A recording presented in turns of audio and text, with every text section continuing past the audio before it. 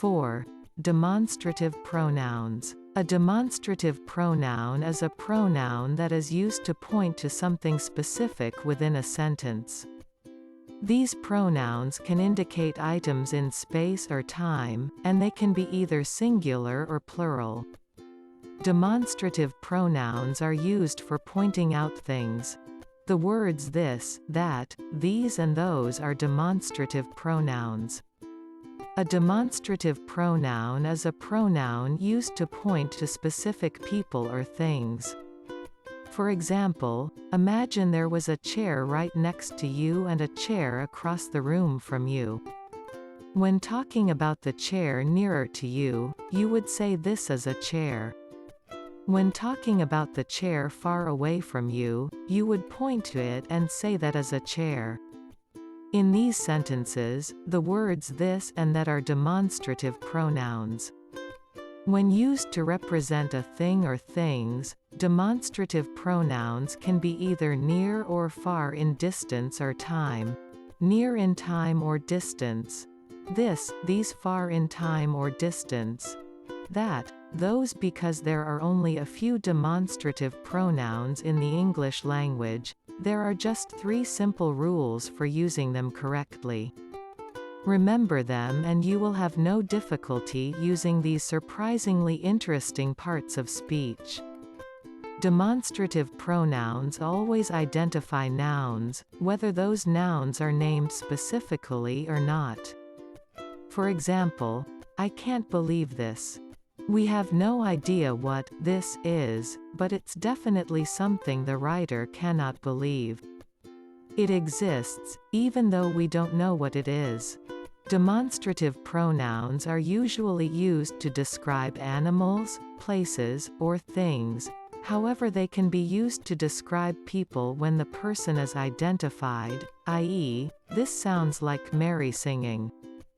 Do not confuse demonstrative adjectives with demonstrative pronouns. The words are identical, but demonstrative adjectives qualify nouns, whereas demonstrative pronouns stand alone. Demonstrative pronouns can be used in place of a noun, so long as the noun being replaced can be understood from the pronoun's context.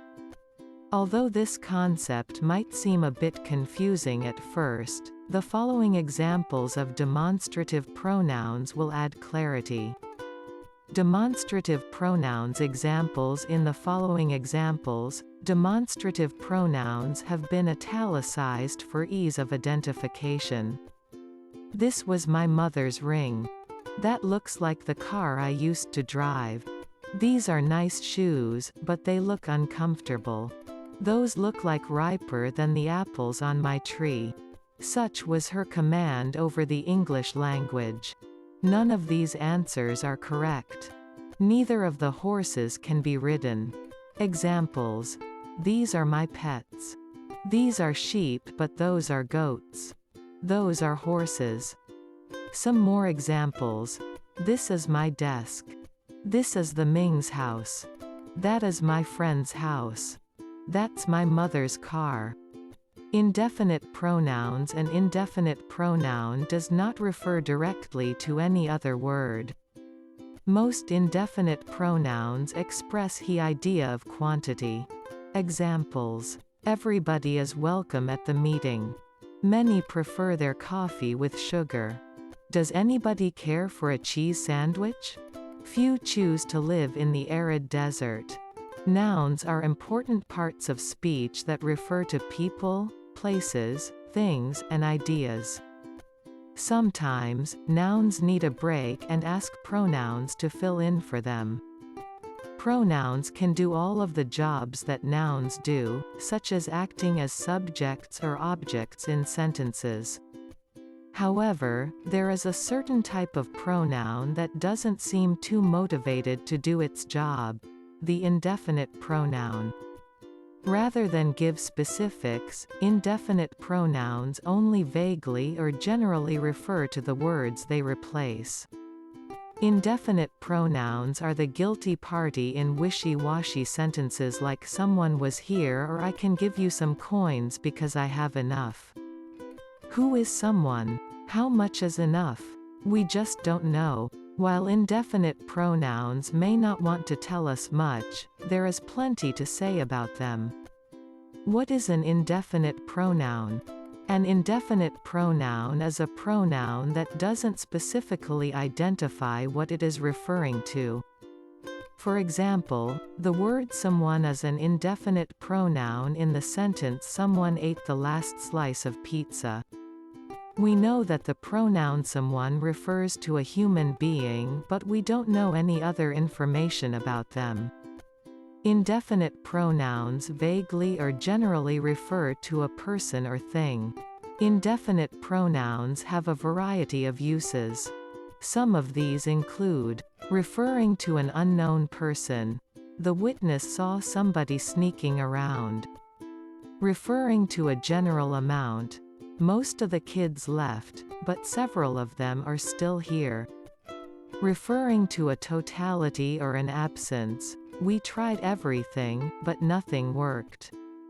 Often, we may want to narrow things down a little bit when we use indefinite pronouns. To do this, we use prepositional phrases or dependent clauses to make it more clear what the indefinite pronoun is referring to. Most of the shelves were empty. Of the shelves is a prepositional phrase. I am looking for someone who can read Chinese. Who can read Chinese as a dependent clause. In the above sentences, we still don't know specifics about who or what the indefinite pronoun is referring to. However, the possibilities have been narrowed down a bit by the modifying phrase or clause. List of indefinite pronouns. Indefinite pronouns can be singular, plural, or either singular or plural. Singular indefinite pronouns listed below are indefinite pronouns that are typically used as singular. When used in a sentence, these words typically take a singular verb. Another, anybody, anyone, anything, each, either, enough, everyone, everybody, everyone, everything, less, little, much, neither, nobody, no one, nothing, one, other, somebody, someone, something. Plural indefinite pronouns listed below are the indefinite pronouns that are treated as plural. When used in sentences, these words typically use a plural verb.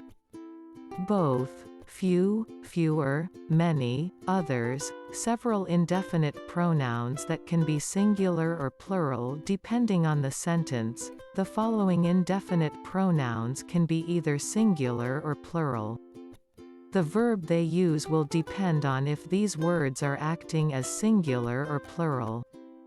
All, any, more, most, none, some. Such examples of indefinite pronouns. Let's look at how we use indefinite pronouns in sentences. Singular indefinite pronouns. He had barely finished his first soda before he started to drink another. Everyone was shocked by the sudden announcement. Little is known about the ancient civilization. My data shows that nobody thinks a hot dog is a sandwich.